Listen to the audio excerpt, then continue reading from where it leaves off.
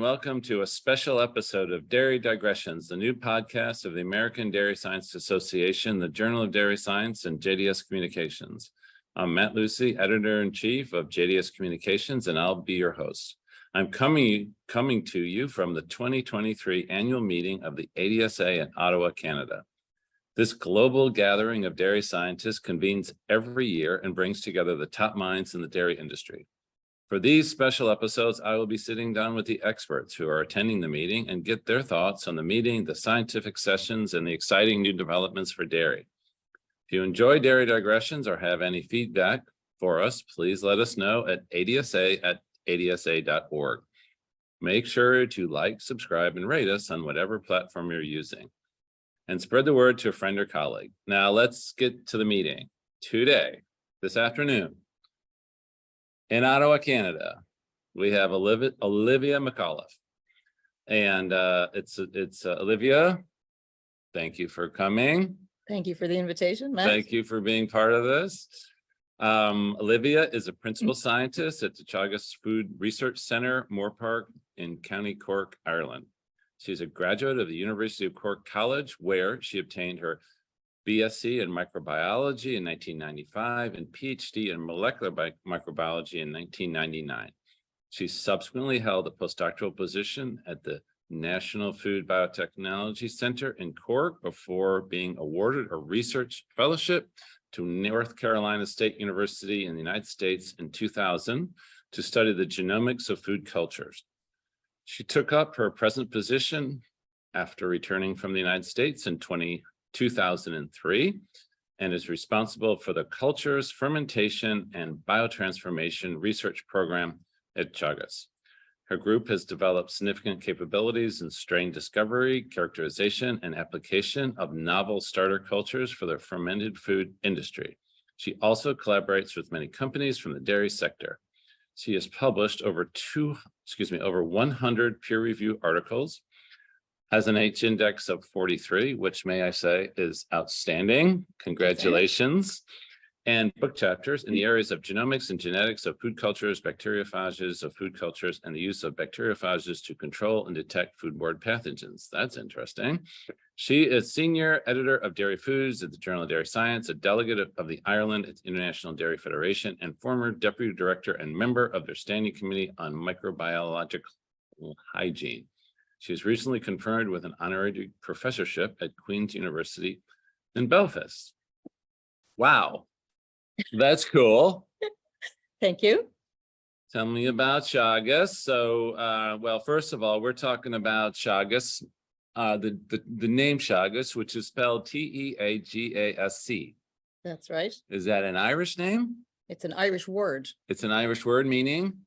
It means knowledge, education, teaching. That's what it means. So it's kind really, yeah. So it means all of those things. So this is for you guys that aren't totally familiar with what's going on at Moorpark. Moorpark has a very large food science contingent there, a very large food science research unit. Is that fair to say? Yeah, that's fair to say. And also has a very large sort of dairy production unit with a large number of farms. And you guys work basically side by side on the same campus, essentially. That's correct. And I was, the reason I know so much about this is I was on sabbatical there 2013 to 2014. And you told me earlier over lunch that you have grown considerably, at least on the food side for sure. Yeah, certainly have. I think probably since you were there, then we have probably doubled our floor space at the Teagasc Food Research Center. And the new wing of the center is called the National Food Innovation Hub. And that's a kind of a labs, office spaces that are occupied by companies from the food industry that would have worked closely with the Teagasc research program previously, probably in their labs, working closely with the teams. Now they have dedicated office space and laboratory space there, but they're still very much interacting with the Teagasc food research program and have access to the Teagasc facilities, the Teagasc researchers, and the pilot plant facilities that are at Moorpark. So for is this the largest, is your center in Moorpark, which is in sort of, I don't know, central, southern, where would you say Fermoy is? Can you find it on a map? Is the city of Fermoy on a map? Well, it's a town. It's a town, city, okay. It has a gas station and It stuff? does. It has Okay, good. several. Okay, good. And it's in the southern part of the Republic of Ireland. So Yeah. Cork is one of the most southern counties in Ireland, Yeah. and Fermoy is in the north part of that county. So Yeah. pretty much in the south. Yeah. And we'll give a little shout out to Stephen Butler, the most famous Absolutely. guy in Yeah, Fermoy. most Got- famous guy in Fermoy. Yeah, Stephen Butler. Hey, Stephen, yeah. we hope you're listening. Yeah. So anyways, so the I believe he's a Waterford man, though. he's a Waterford man, I that's believe right. so. I believe he is. Yeah. So I was fascinating when you said strain discovery, characterization, and application of novel starter cultures as your area of interest. So Yes. strain discovery. So you go out and harvest bacteria from the rocks and add them to milk and see what they do. What does that mean, strain discovery? Yeah, I suppose that kind of sums it up a little bit. So what we've done over the years is, as I say, we work a lot with the dairy companies, particularly fermented food producers and commercial culture suppliers to the fermented food sector. And they use a lot of strains that have been around for a long time. So these strains have been grown in milk over many, many, many generations, millennia, and they've been I suppose domesticated is the word we use to grow in that environment. But they didn't originally come from that environment. They came from plant sources, from the soil. And what we've done over the years is look back, I suppose, turn the clock back, if you like, to see where do those organisms originate from and what has happened to those organisms to make them the domesticated versions of what's out in the environment. And the reason we did that from a number of perspectives, interested in the evolution of the strains, Right. but because you've got a kind of a small cohort of strains that are used by several of the large commercial culture suppliers, you probably don't have a lot of diversity there. Right. And so we started about 10 years ago when the milk quotas were lifted in the EU and there was going to be a lot more milk produced. We were going to have to do a lot more with that milk. Companies were looking to diversify their product portfolio because the markets for what they were selling were probably saturated. So we started a novel cultures program. So looking to see, could we identify species that are used in the dairy sector commonly, but that came from other niches, which would have other characteristics. Oh, no way. So literally trying to find new bacteria. I don't know if I'm using the right words, but New bacteria bacteria, that might have novel properties that might make a novel new dairy flavor, product, a new new flavor. texture, a new. Oh, that's cool. Yeah. So that's part of, so that ties into your genomics work because you're Yes, probably doing a lot of sequencing. Okay, is this truly different? And then for the audience, Olivia is a food scientist, and a lot of us, we think of milk, we pasteurize it, we try to get rid of all the bad guys, but a lot of the food science is really adding back in helpful bacteria that basically ferment the milk in a certain way, creating a cheese or a different sort of product. That's right. And this is part of the so not all, like, I think not all bacteria are bad, right? There's That's bacteria that right. absolutely essential, and a lot of times I teach when I teach dairy science, I always remind the students, we can't, why are we so careful when we have cows with antibiotics, and making sure it doesn't get into the milk? Well, obviously people are allergic to antibiotics. Some people are, but also it doesn't really help if some cow comes in and has antibiotics in her milk and you're trying to introduce your bacteria into the milk. It ain't going to work very well. Bacteria carry antibiotic resistance genes, and bacteria by their nature or their genomes are quite fluids, and they can pass antibiotic resistance genes amongst themselves. So you may have a food grade organism that's carrying some antibiotic resistance determinants, and through recombination with other organisms, they could potentially pass that on to a pathogen, and that pathogen could become antibiotic resistant. So antibiotic dissemination in the food chain is an issue. Yeah. We absolutely, and I think it's fair. I'm sure it's true in Ireland. It's true in America in terms of antibiotics entering the food chain via the milk supply. Every year we get better at that. We get very, very, very rare.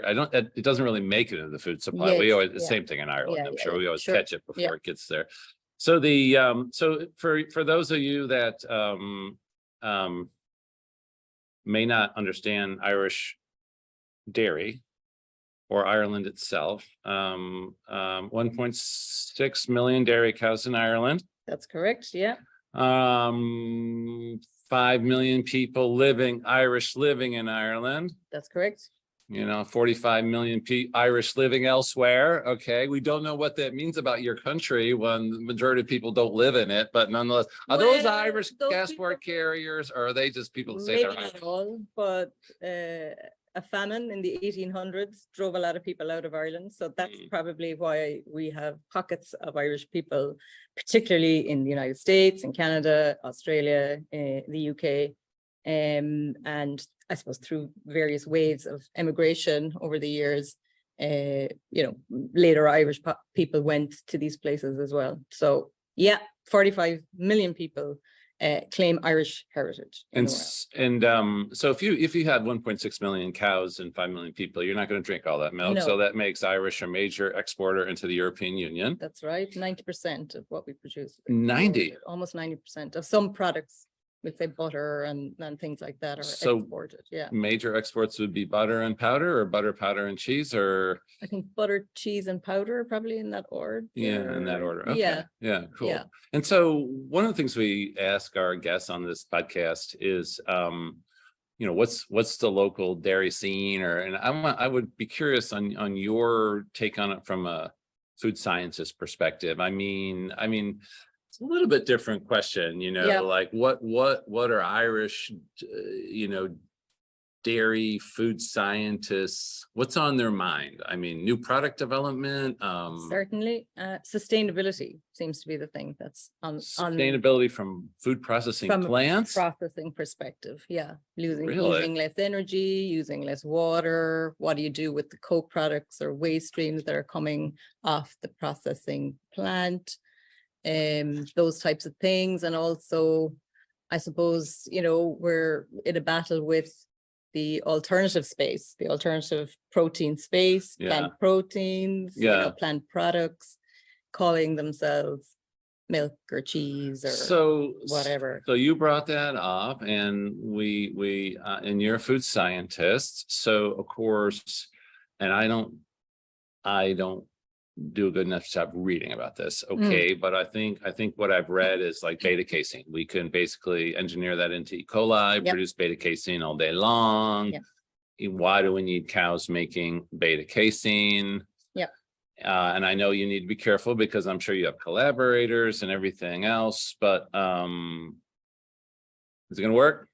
Precision fermentation, I guess, is what you're talking about. Yeah, that would be the better word. That's the smarter word. Yeah. What about precision? I like, actually, because fermentation is an old technology. Yeah. And suddenly everything that requires fermentation, which is, making cheese or making yogurt, and put the word precision in front of it, and suddenly people are looking at fermentation differently. Yeah. When, that's old school biotechnology, really. It's just like cloning a gene and expressing it in a different host. And I mean, they're doing it with beta-lactic globulin. You have, companies who are making product with precision fermentation derived milk proteins. They're doing it with lactoferrin. They're trying to do it with other casein proteins as well. I mean, the issue is it going to be more sustainable or less sustainable than the current system, which is milk from a cow?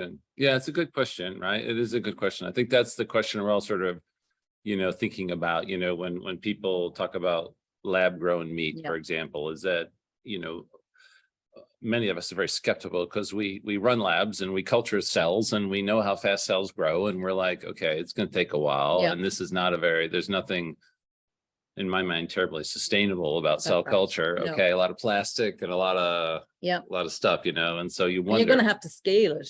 Where is the infrastructure for that? And at what point are we going to have to look at that? But there's a lot of, venture capital money going into looking at these things and support for these startup companies. So it's interesting, things change, right? Things change, and we as scientists, we just do the best we can to keep an open mind. We try to roll with it, right? And I always like to tell my students in dairy science that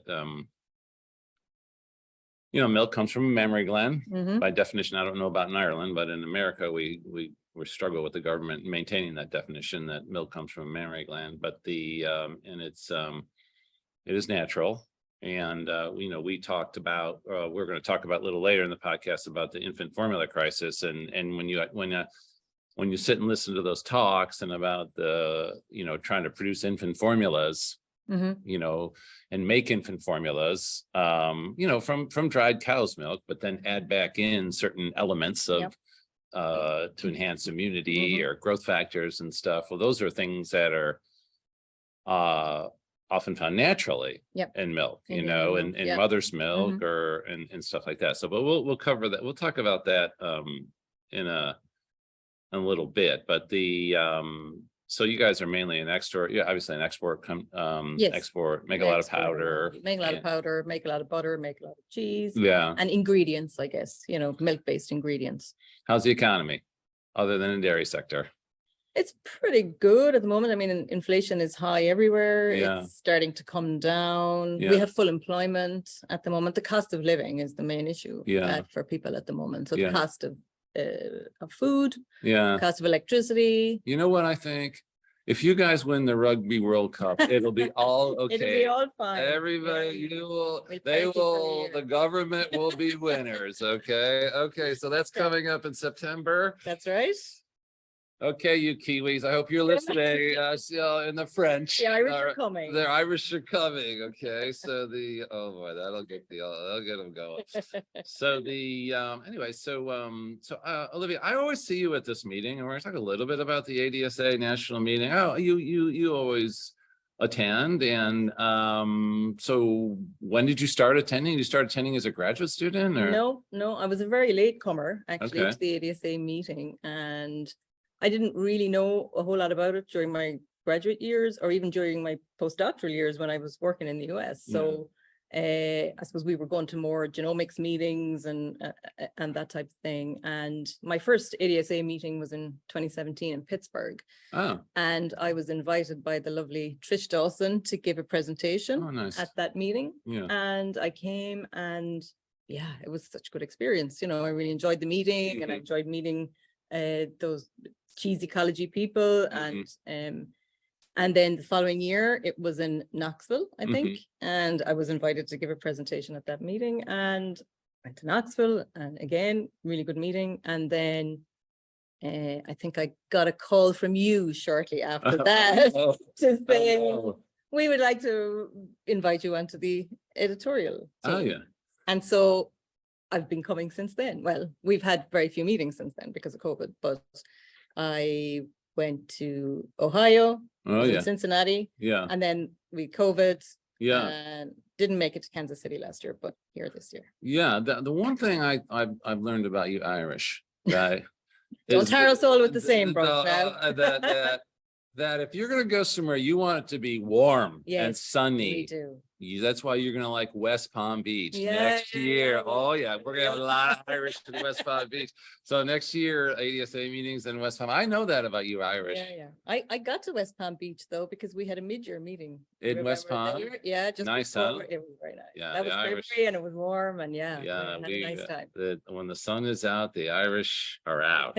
So so I know you like the warm meetings sites because sometimes it rains. North Carolina, and I really like that. You like that, yeah. North Carolina. So I noticed that one of the things I noticed is that we've got a good food science group here. There's probably larger food science meetings. I know everybody talks about IFT, but that has a little different flavor than the dairy science meetings, the International Food Technology meeting, or is it just a bigger? I've never been to IFT. Okay. So the meetings that I generally go to are more microbiology focused. I've been to the ASM, which is the American Society for Microbiology meeting, several times. That's like 15,000 people. That tends to get big. And then we kind of come down to the more specific meetings. So the lactic acid bacteria meetings, which happen every 3 years in the Netherlands. That will be a big meeting that's happening in September also. And I suppose other IAFP, which is the International Association for Food Protection, because I work a little bit with pathogens, which we'll probably talk about later. I go to that meeting too. So, but ADSA is kind of one of my calendar meetings You now. go to that one then. And you've got a group of, there's a group of scientists. I seem to think there's a group of food scientists who kind of regularly come to this meeting and bring their students Yes, and absolutely. that sort of thing. And I know there's probably, I know the food sciences organized a fairly large number of sessions here. Is there any session that, you know, I know you're going to be here for the next couple of days, but and you're giving a talk tomorrow. That's right. Because you're a student, he couldn't get his visa. couldn't get so his visa, you know, thank you politicians for making it difficult to travel. Okay, do we really need these visas is there any reason we need visas anymore? I don't know. I don't know. I mean, you know, I'm just gonna put it out there. It's time to do away with the visa. Okay, we'll see how that maybe. I would think Biden's gonna like that. Yeah. So anyway, but you, any sessions you're kind of thinking about attending, or you've got some, or you just kind of enjoy going to a lot of stuff? I mean, there's a session on dairy spoilage later in the week. I'm going to go to that. And there's a session on beverages, dairy beverages that I will go to. But I think one of the main reasons for me coming this week, apart from, you know, doing this, and the editors meeting, was my former mentor from North Carolina State. He passed away during COVID. Oh my goodness. And we didn't have an opportunity to meet and remember him. So last evening we had a symposium to remember him, and we invited some of his alumni from the laboratory who have gone on to bigger and better things. And it was just a really nice evening. There was a lot of love in the room last night. Yeah. So what was this individual's name? His name was Todd Kleinhammer. Okay. From Minnesota originally, and settled in North Carolina. And he was, you know, he was a giant in the world of lactic acid bacteria. He was a member of the National Academy of Sciences, the first microbiologist to be a member of the National Academy of Sciences. A dairy scientist? A food microbiologist. The first member? First food microbiologist to be a member of the National Academy of Sciences. Oh, and he was a dairy guy. He was a dairy guy. Oh yeah. Sweet acidophilus milk. I don't know if you're familiar with that product, which became very popular in the US in the late 70s, but it was the first kind of probiotic product on the market. And so we remembered him last night, and that was really nice. So that was a special moment. Yeah, I think that speaks to this sort of community of dairy scientists, and it's a real community. And I think that's when we talk about national meetings, one of the reasons we come is, you know, to learn new things and see. But boy, the big part of it is just the people getting together with the people and meeting new people and that, you know, I was thinking about that today. You always come in, sometimes you come into the national meeting, you know, a little bit out of gas. It's been a long semester or whatever, and you get here and you see everybody and you see all the new science, and you go to the poster session, and I don't know, it's just reinvigorating. It gets going, you know. Yeah, it's nice, and you're exhausted by the end of it all, of course. But anyway, so readjust.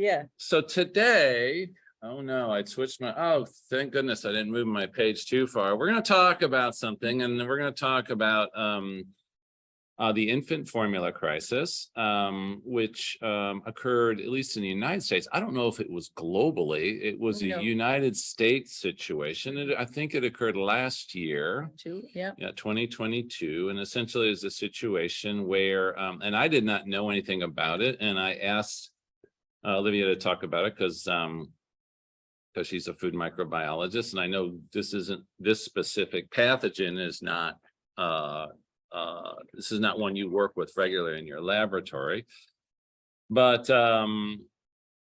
what happened is I did not know anything about this, is that the milk powder from is probably only a few batches of milk powder. I don't know how many batches of milk powder, but got contaminated with this Coronabacter. That's and and this milk powder was entering the food chain, and ended up and there had been, and if an infant, if you use this milk powder to make formula, and then if an infant, you mix it up, an infant drinks it, it's not good. It's not good. It's not good. So so Coronabacter is everywhere. Coronabacter sakisaki. It's one of these ubiquitous organisms that's in soil and in water, it's in plant material. And and it's what we call an opportunistic pathogen. So if you or I consume something with Chronobacter, we're probably going to be fine. But people with undeveloped or underdeveloped or suppressed immune systems, the young, the old, the immunocompromised, it can cause serious issues for those people if they consume it. And in a milk powder, you know, there's pasteurization step, and then there's drying step, which is quite high temperature process. And not a lot of bugs survive those processes. But Chronobacter is unusual in that most of the bugs that survive those drying processes are what we call spore formers. So they form this kind of little coat for themselves and they hide in there until conditions become more suitable. Chronobacter is not a spore former, but it's highly desiccation resistant. And so it can survive in that dry product for quite a long time. And the issue is you take that dry product, you add water to it. So in a dry environment, these organisms are not going to grow because they need water to grow. But the minute you add water to it, you're giving them an ideal environment for growth. And the issue is adding the water, not at the temperature that's required. You know, it should be boiling water into to reconstitute infant formula, and then maybe leaving it sit and giving the opportunity for the organism to grow. The organism may be there in very low numbers, but you know, it grows really quickly. Right. It's like E. coli, you know, this thing will just grow. Yeah. And then consumed by an infant with an underdeveloped immune system. And there's 80% fatality rate in infants under the age of 18 months with a Chronobacter infection. So it's serious stuff. We were, and this hit the United States, and I wasn't, to be honest, I was not following it. All I knew is there was a lot of news reports that there was shortages of infant formula, and infant formula was being taken off the shelves. And I just thought it was a supply chain issue, but I thought it was a kind of like all the COVID supply chain issues. I just thought the plants were offline or something. Well, they were offline. Yes, they were offline because of there was this Chronobacter issue. And so there was a series of talks this morning at the meeting, one by Mr. Gaylor on the current perspectives, and then one by, we can't say his name, his first name is Matt Stazuskiewicz, about testing, which was fascinating. And then Mr. Gaylor had gave another talk about dry sanitation, and then finally David Clark just kind of summed everything up for us, you know. And I guess as kind of a dairy guy, okay, like I work with dairy cows in barns, you know, and you know, bacteria are just part of the ecosystem in that barn and the parlor, and you know, we talk about bacteria in a certain way, but I guess what stunned me when I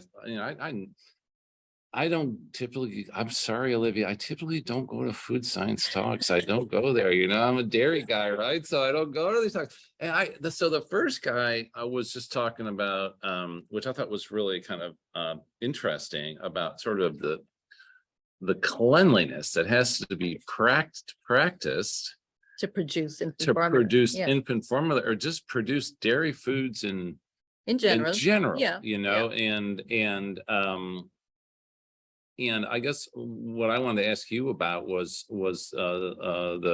and so he was speaking to the cleanliness, and then we'll get on to this need to keep everything dry and the implications of dryness, which, you know, on dairy farms, you know, how do we clean stuff with a big hose, you know, and then these powder plants, you can't use that. You can't use water, and can't bring water into the dry areas. No, and I was like, what is going on? This is strange, you know. But one of the things that one of the second speaker talked about was these testing programs, and to need to be able to find one colony forming unit in 1 kilogram of powder. One single bacterium in a kilo of powder, and to test at that level.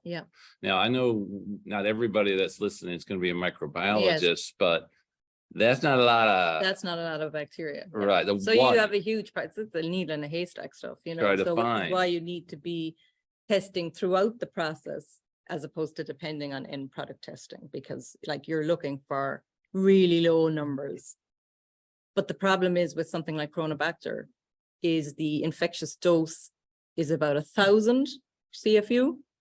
So it doesn't take long to get from 1 to 1,000 with an So if organism like this. If the powder gets wet, for example, right? So it could be even something like a mother has a can of powder at home and she's got it open and maybe it's humid and maybe somehow some water gets splashed in there. Who knows? It's next to the sink and all of a sudden. Yeah, well, I think you'd have to probably reconstitute it, but Yeah. you know, the powder getting wet is not ideal, obviously, because Yeah. you're providing some conditions for growth there. But certainly if it's in the product and you you know, a mother at home doing all the right things, if it's in the product and that bottle might be temperature abused or something like that, then you're providing the conditions for the growth of this organism. And that's what these sampling programs are trying to prevent. But even Matt spoke about today, which was really interesting. I found that this residual risk, even if the company does everything right, there's still a residual risk of Coronabacter in the product. And he provided some numbers of the cases of Coronabacter in the US, which are really low. I mean, this is really rare. You know, you're talking single digits in a year. Right. Yeah. But that in those cases where they had the information, you know, everything was done right. So this is a residual risk. Yeah. And something that with monitoring, with process environment monitoring, you can probably get much more of a handle on it. But there is that residual risk, you know. Even if you test and you test and you test, it's such a rare event when you have one of those bacteria in there. And that's, I suppose that's the take-home message from this. It's such a rare occurrence, you know, these things are very and rare. I think it's worth saying, I think I'm correct when I say this, is that the original crisis brought on by this contaminated powder, that company was testing. They didn't, I believe they were testing, and I don't think they put out that stuff maliciously. I don't think they realized it was. I think there was a bit of back and forth with the FDA over the years with that particular plan. So there had been maybe some violations. But I think what was interesting about this particular crisis and the scale of it was that usually epidemiology, and particularly now that we're applying genomics to epidemiology, you can generally link the outbreak or the case, we'll say in this case, these infants who got unwell, died, right back to the product through genomic sequencing of the organism. But in this case, they were different. They were different strains. So the babies who unfortunately passed away had 2 different strains. And that was different again from the one that was in the plant. So, you know, does that leave the plant off the hook or not? Or can we say for sure that that's where it came from? But certainly there were probably areas there that needed attention. And I think that's what we're going to learn from this crisis. So it's interesting with genomic testing, you know, probably some of the audience will be familiar with, you know, genomic testing, catching bad guys and stuff, you know, get bad people, you know, the DNA trail, you know, and that's part of police work, right? Genomic testing, but that's also part of modern bacteriology, you know. If this strain that you think caused this event, if those 2 DNA sequences don't match, it's unlikely no different than the bad guy, you know. The bad guy, your DNA doesn't match this crime scene, you know. And so what you're saying is that did create some issues, is that they knew the bad guys that these children were infected with, and they weren't really matching up with the bad guys they found in the plant, which is certainly a complicated story as well, you know. And but I think one of the things that might come out of this is that it may become a notifiable infection. At the moment, Coronabacter is not a notifiable infection. So nobody, if they detect it in the plant or in the case of the infants in the hospital, they're not required to notify the authorities that this has occurred. So that might come, that might be something positive that would come out of this, that it would become a notifiable or reportable infection. So before I leave coronavirus, I want to go back to it for a second, but you were telling me, well, you know, Matt, you know, one colony forming unit in a kilo of powder is nothing. I work with organisms where you're not allowed to have any. We work with Listeria monocytogenes. It's an organism that we talked about RTE earlier, which is not the national broadcast in Ireland, but it's ready to eat food. So these are foods that you buy in the supermarket, you take them home, you put them in your fridge, and you don't cook them. What am I talking about? Talking about deli meats, prepared salads, like coleslaw, things like that, cottage cheese.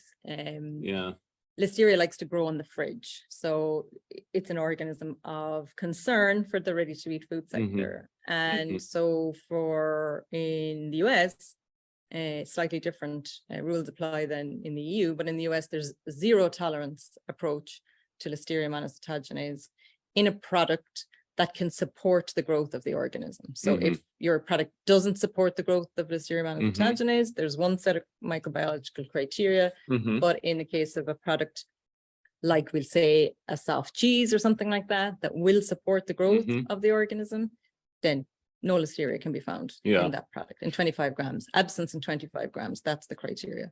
I think one of the things that, maybe food consumers worldwide take for granted is the large number of industry professionals that work behind the scenes to make sure your food is safe.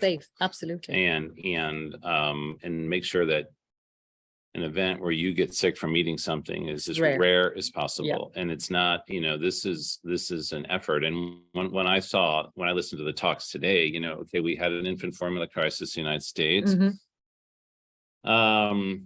But there's people, it's not good for business. Okay. No, infant formula crises are not good for business. And so these companies kind of recognize this. And a lot of the talks this morning were about, okay, how did this happen? How can we test for it? And then it was also, I had a nice talk again by Mr. Gaylor on kind of dry sanitation, this concept that when you're making powder, it's all about everything being as dry as possible, because that's what keeps the bacteria from growing in the nooks and crannies. Absolutely. Yeah. So they will find a harborage site if you provide the condition for them. So the drains or floor or, food contact surfaces, food non-contact surfaces, not food contact surfaces. So you have to keep the moisture out of there. But some of the stuff he described today, that was new to me too, these different approaches that they're using, not even swabbing with alcohol or anything like that. Absolutely no water. No water. No water, and to try to keep it down and then also using vacuum and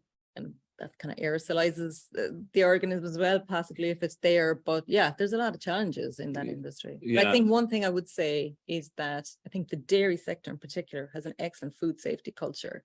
And I think we saw that during COVID, where other sectors struggled in terms of maintaining food safety during that time. And as you mentioned at the beginning, I'm a delegate at the International Dairy Federation, and through our microbiological hygiene committee, we did a survey of dairy companies in the aftermath of COVID to see, how did it impact on them. And I think in general, there's an excellent awareness in dairy of the issue with pathogens and the need to control them and what needs to be done in the plant in order to do that, like, process environmental monitoring and product testing and stuff like that. So I think, these situations in the dairy sector are very rare. And it's I was impressed. I was just impressed by what I heard. And again, we work in, the production side, we work in barnyards, and when we talk about bacterial contamination, we're not talking about one. There's no one about it. Okay. I think we express everything in 10 to the 6th units and stuff, so there's a different world. Okay. So the dry clean I thought was, I love the kind of across the bottom of the slides. It was the war on water. And I thought that's, war on water, these powder plants, it's all about the war on water. And I thought the last gentleman, David Clark, he's from Bovina Mountain Consulting. I thought he sort of did a nice job, wrapping it up, and talking about some of the things. And one of the things he brought up at the beginning was, our mothers are 65 million years old, and he was referring to the evolution of sort of the mammary gland. Human I think milk, human milk, and how human milk originally, and we know about colostrum and stuff, and it originally evolved for immune protection, primarily, Yeah, yeah. and then Yeah, nutrition, nutrition you was know, and second, stuff yeah. like that. And then he went on to kind of discuss about, you know, some of his thoughts about, you know, where we are with the infant formula crisis and where things are going to end up and stuff. And he brought up some kind of interesting statistics, I thought.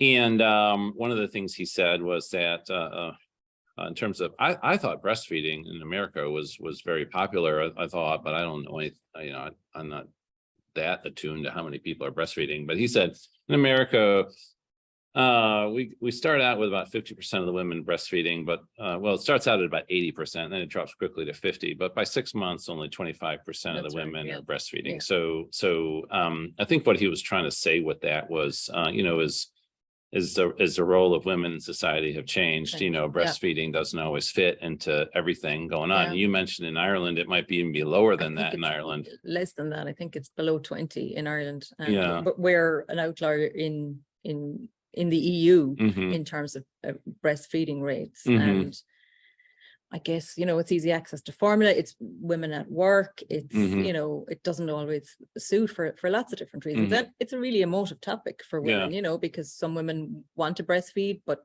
can't for Mhm. whatever reasons, for medical reasons or for, Mhm. you know, work-life balance Mhm. reasons, whatever it is. But Mhm. yeah, I mean, we do know breast is best, Yeah. but, you know, I think we have to provide solutions for women who are not in a position to do Yeah. that. And I think this is where this Yeah. is one of the deals with the infant formula crisis. You know, you got 70, you know, in this case, 75% of the people with young children, and when the formula is not on the shelves, it's not oh darn, we'll just buy Coke Yeah. instead of Pepsi. Yeah, Okay. yeah. It ain't like that, you know. And so he was you know, it's a serious, I didn't know. I said it's a serious situation. And Yep. so he mentioned a couple of things I thought was kind of interesting, and he mentioned that consolidation in terms of the powder. Yeah. Now, I don't know, that must be consolidation with the United States. That can't be global consolidation of milk powder, because milk powder comes from all over the place, but maybe he's talking about the United States. Yeah, but a lot of those players that he mentioned are also producing powder in other jurisdictions. Okay, So okay. there is a monopoly, certainly within the US. I think Yeah. he mentioned 3 main players having Yeah. 95% of the market now 95% of since the a recent market. merger. Yeah. Or a recent acquisition, but Yeah. those same names are producing milk powder in other parts of the world as well, in Ireland for sure. Yeah, and he also said that, I don't know if this was globally, probably just the United States, that only 5 or 6 plants in the United States produce milk powder for infant formula. Yeah. And so a few companies doing it, not many, this is probably just in the United States, but not many plants producing it. So if you lose one, it might be 20% of the milk powder, and that's enough to create a run on the crisis, you know. And he said, so it's very small. And then the other thing I thought it was kind of interesting is he mentioned that a lot of these plants are quite old, you know. That's right, yeah, and need to be updated in terms of infrastructure and things like that. Yeah. So I think one of the things that we saw in the previous talk, where we saw that really high tech, high clean areas, I would imagine that a lot of the plants that are producing into the market today don't look like that, you know. Right. They're much older. Yeah. With a lot of the issues that we talked about in terms of water and other nooks and crannies where the Chronobacter can potentially catch hold, you know. So that I don't, he mentioned there was some reason why these companies just can't build new plants, and maybe is it just an expensive proposition? Yeah, I would say. And he also said to, you know, you have to kind of, at small scale, you have to get your process working, and that's why new players aren't coming into the market, because the cost of setting up and then scaling up is just massive, you know? So I guess it was interesting. He was a little bit pessimistic that we're not totally over this, that it could, he was a little, I was surprised by that he wasn't saying, well, you know, we got this figured out, it's never going to happen again. He was a little bit like, we need, he is working on, he mentioned several different task forces that are working on, look, we need to fix some of this stuff. And one of the things he mentioned, which I thought was interesting, was that the high percentage in the US in particular of infants who are consuming the special formulations for kids who have, allergy to cow Mhm. proteins. Mhm. And he mentioned that that was like something like 25%, where it's Mhm. globally it's 4%. Right, So yeah. they were some of the plants that went down, Mhm. or the plant that went down was producing an awful lot of that. Mhm. So there's something going on there that maybe kids who don't need that formula are consuming that formula. So I think he said overuse of those specialized formulas Right. are over prescription, probably being advised by a doctor or something, or a Right. pediatrician, Yeah. that needs to be looked at, because those special formulas are probably more expensive. They're more elaborate to Mhm. produce. They're more expensive to produce, and Mhm. probably shouldn't be being consumed if they don't need to be. Right. It's not for nutrition that they're being prescribed. It's probably for other reasons, Yeah. So So he couple of was, things. yeah. So I think the takeaway is, we don't want to, we're not going to alarm anybody. We're not going to do that. I think my takeaway from the whole day was, look at,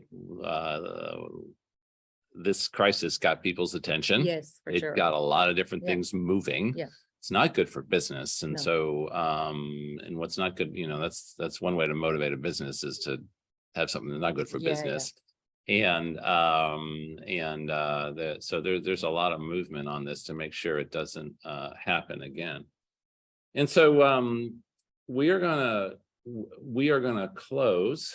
And Olivia, the way we're going to close is, I was just going to ask you, I mean, you're a food microbiologist. I really respect your work.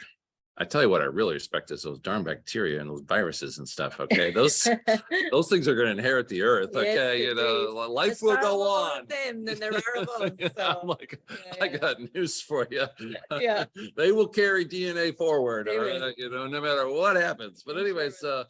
so in your area of science, which food microbiology, I think, where do you think, I don't know, where do you think it's going? Where do you think, what do you think is going to happen? What's the next great innovation that's going to change our lives? Any Okay, ideas I on don't that? know. Better ice cream, less, I don't know, less calories in ice cream, but tastes just as good, or what? What are we doing Yeah, here? I mean, what I'd like to see happen, and this is an area that I've been working on for a long time, and it's, it hasn't been cool for the last 3-4 years to talk about viruses, because Mm. we've been obsessed with one particular one, but I've been working on viruses for a long time. So viruses that infect bacteria, they're called bacteriophages, and we've been using them to control pathogens like Chronobacter sakisaki and Listeria monocytogenes and things like that.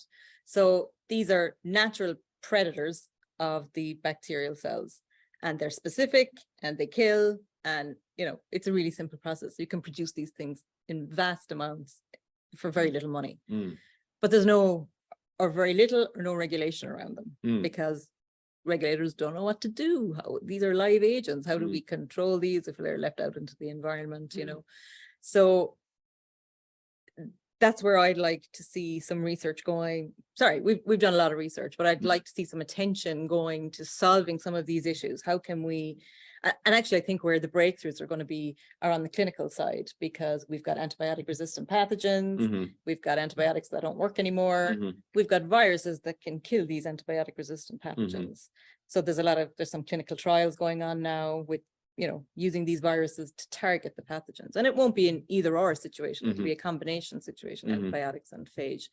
But on the food side, we definitely have possibilities there as well, using these, either the viruses themselves or the proteins from the virus that lyse the cells to, for sanitization in plants, prevention of growth of Chronobacter or whatever pathogen that you decide to target. So that's an area that I'm really interested in, and I think we need to do more to bring regulators and the regulators with us to get these things approved for use. No, that's fascinating. That's excellent, right? That's excellent, because Yeah. we know that we need to move beyond antibiotics. I Yes, think it's absolutely. It's a matter of time. It's just a matter of time, Yeah. right? And so I love it, using sort of a microorganism to attack a microorganism. Yeah. I mean, you got to fight fire with fire. I mean, these guys are bad guys. Yeah, There's a lot of bad guys out there. And so I believe this is for our guest. Yes, and you Oh, you thank have so to open much. it up because Do you I? will be surprised by what's in there. Okay. Okay. I have to do it live on On air. the top. Oh, live on air for Yeah. sure. Why not? Right? Why You know, not? why not? Well, you have to. You'll. Okay, it's not a. Well, there's a straw in there, but the. Oh, that's so great. Isn't that great? For those of Oh. you listening, it's a really cool dairy digressions. Oh, thank you very much. Hug. Oh, fantastic. It's Thank you, cool, ma'am. isn't it? It's Thank really you very cool. much. Thank you. really So I really appreciate that. So we mistaken talking today with Olivia McAuliffe, and I just thank you so much for spending time. Thank you very much. Thank you very much. Thank Thank you.